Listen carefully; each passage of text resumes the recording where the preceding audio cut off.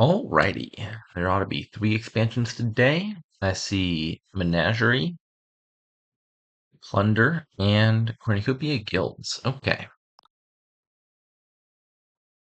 The landscapes are March and Pear. We got horses and loots. The loots are coming from Jeweled Egg. The horses are coming from supplies. Okay. So for draw, there's Swap Shacks once you have enough cards in play. First Mate, Pilgrim, or Maroon. Normally, horses would be a draw card. It's just a one-shot laboratory. In this kingdom, you got to play a supplies to get them, so you're just breaking even. Uh, if you think about it, supplies is just like a convoluted peddler or a poacher, where it's -1 card the turn you play it, +1 card the next turn, and it just breaks even. Uh, Villages, swamp shacks, or first mate if you're playing multiple cards with it. Crashing, bounty hunter, and maroon. I guess it's worth listing. Pair can be a village as well. You buy prepare set aside multiple action cards and play them at the next turn. Uh, anyways, Bounty Hunter doesn't actually trash, but it does thin your deck. But Bounty Hunter on Jeweled Egg, for example, wouldn't trigger the effect. Maroon could get loots if that ends up being important. And then plus buy, Merchant Guild, Jeweled Egg, or most of the loots that you'd get off of Jeweled Egg. Plus Kiln can gain things. Okay. This one seems a little bit awkward. It's not a shortage of actions or draw, but it's all a little bit weird. The straight up draw card, like Pilgrim, requires villages. There's Swamp Shacks for villages. But Swamp Shacks gets good once your deck is already functional. The question is how you get into that stage of playing a bunch of cards and then playing your Swamp Shacks. First Mate can be a village, but can also be very awkward. Huh. I wonder. I find that Prepare is usually a very expensive village where you're just spending 3 and a buy every turn, which is a big cost. But probably even more significant than that is the fact that you're setting stuff aside every turn, which means you're only getting the effect of anything you prepare every other turn. So like you need 2 copies of Pilgrim to prepare 1 Pilgrim each turn, on top of the 3 coins that I buy. And so I think in the average case, it's something you click situationally, not something you build your deck around. I'm imagining here like instead of thinning the coppers, just preparing a bunch of coppers every turn, and then you have a bunch of coppers in play for your swamp shacks, and then like they just start off drawing a ton of cards. Because this counts all cards in play, not just action cards. So if you can get coppers into play at the start of your turn, that would do the trick. But like for example, you can't prepare all 7 coppers every turn, even if you didn't ever want to make use of the coppers. Because if you prepare 7 on turn 3, they all go into play on turn 4, and then there's nothing to set up for turn 5. So I'm not sure if prepare into swamp shacks is a thing. Something much more simple would be you just get thin and then play with a bunch of copies of supplies and merchant guild. And supplies gives you horses in the buy phase, and merchant guild counts every gain in the buy phase. So you play like 1 merchant guild and 4 supplies, and you're getting 4 coffers off the bat right there. That might be a scary, strong, and much simpler deck. So do you just want to play with like 1 copy of merchant guild and a few supplies and keep it super simple? Or do you want to maybe build up to playing 2 to 3 merchant guilds in a turn, in which case you have to play with some number of swamp shacks anyway? I'm not sure. Uh, I kind of like how that's sounding like though. Merchant guild and a bunch of supplies. Hmm. So maybe I open supplies plus bounty hunter. I'll aim for that. So the bot has the same idea so far. Okay, I got 4 money here. Option A, I could click March. March the merchant guild, get the buyback, and I have 2 money left, and then I could buy supplies.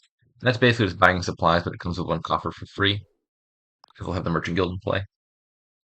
Uh, Alternatively, I could buy a maroon to potentially get thin faster. That's a second terminal action card though, so I can't consistently play that with the merchant guild around. I could just march the bounty hunter. I'd probably exile a copper in that case rather than the estate. I think I just like the March second supplies plan.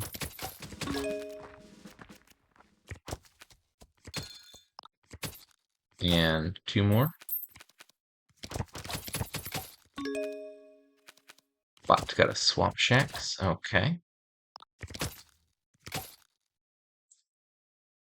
go ahead and merchant guild, buy supplies.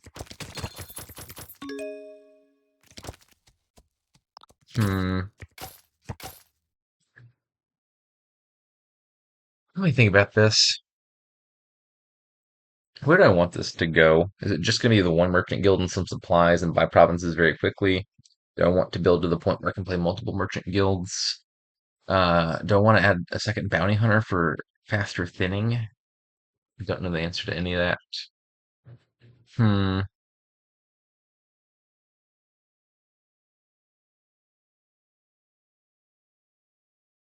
If I want a second merchant guild, then I probably want swamp shacks. I don't think I'm activating swamp. I play a bunch of cards every turn, but they're all horses that disappear, and so I think swamp shacks is mostly gonna be drawing 0 cards. If I wanted a third buy, I could always just add a jeweled egg for cheap, and that wouldn't be so bad. I think I kind of care about getting thin. I'm considering a second bounty hunter here. I'm gonna do that. Bought another swamp shacks. This might be a little bit too much money.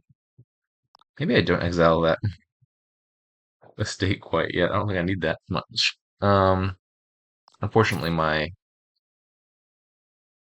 4 merchant guild has bottomed out.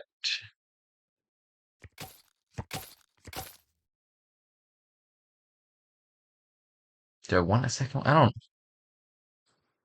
I feel like I just haven't made up my mind where this deck is going. Hmm.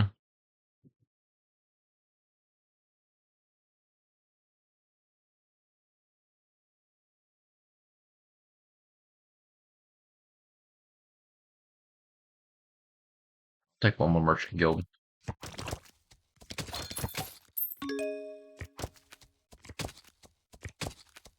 Okay, here we go.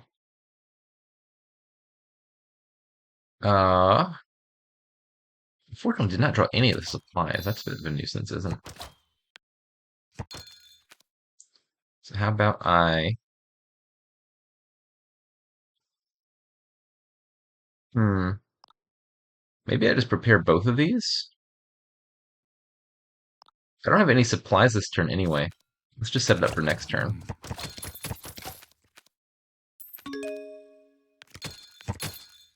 And I think after this turn, I'm probably ready to start scoring. Let's do 2 more supplies, and yeah, I'm thinking just a province already, actually. The bot's trying to do something bigger with swamp shacks, and so I think it behooves me to start scoring on the earlier side before whatever that is gets off the ground.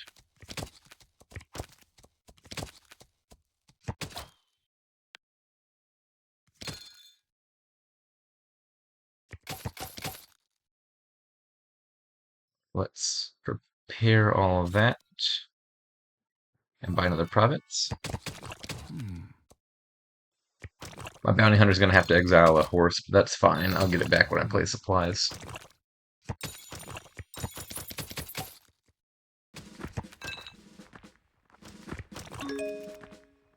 That's cute. The bot march to kiln, march to swamp shack. Well, you're paying 6 money to play both of those. You get 2 money. That feels like it's just buying a swamp shack with extra steps. It paid 6 money and got 2 back, so it spent 4 money.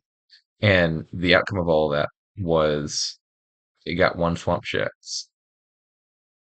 I feel like it didn't actually save any money there, unless I'm missing something. Okay, let's just do 2 more provinces.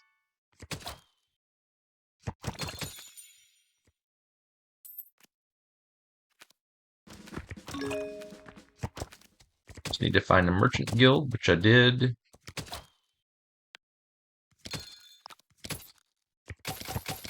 Two more provinces.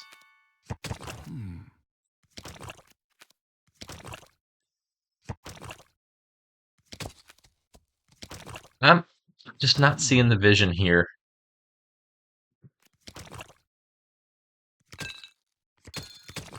Why are all the swamp shacks now what?